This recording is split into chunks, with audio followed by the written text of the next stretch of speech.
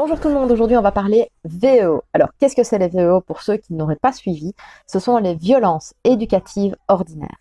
Il y a énormément de débats sur la question, énormément d'incompréhension aussi, et c'est pour ça que je vais faire cette très courte vidéo, mais n'hésitez pas à poser toutes vos questions en commentaire, je promets que je répondrai à tout le monde.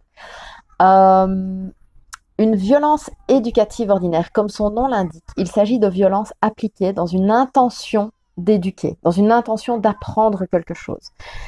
Ça peut être des violences physiques, des violences verbales, des violences psychologiques ou sexuelles également. Malheureusement, ça peut arriver.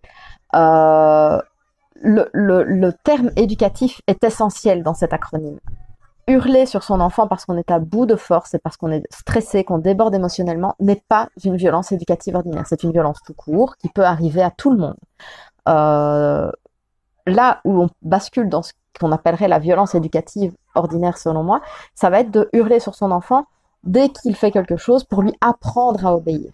Un autre exemple, avec les petites tapes sur les mains, il y a des personnes qui vont utiliser la tape sur la main pour apprendre à l'enfant à ne pas toucher des choses dans les magasins. Pouf, dès qu'il sort la main, tac, on tape la main.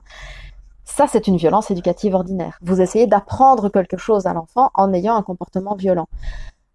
Une maman ou un papa qui s'est fait pincer et tirer les cheveux toute la journée par l'enfant, qui a essayé d'expliquer de multiples manières et que l'enfant n'a pas compris ou n'a pas réussi lui à se réguler et que voilà, la communication n'est pas correctement passée ce jour-là.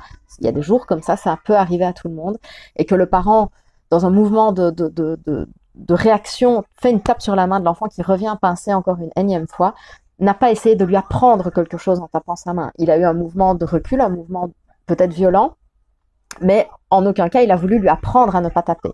Donc c'est ça la distinction très importante à faire, je pense, entre un comportement violent ponctuel qui est lié à une multitude de facteurs indépendants souvent de notre volonté et qu'on n'a pas réussi à maîtriser, parce que ce comportement-là, cette violence-là va pouvoir être retravaillée. On va pouvoir se dire, ok, j'ai pas agi comme j'aurais aimé agir. La prochaine fois, je vais essayer d'autres stratégies, je vais essayer d'autres méthodes pour essayer de ne pas être violente envers mon enfant.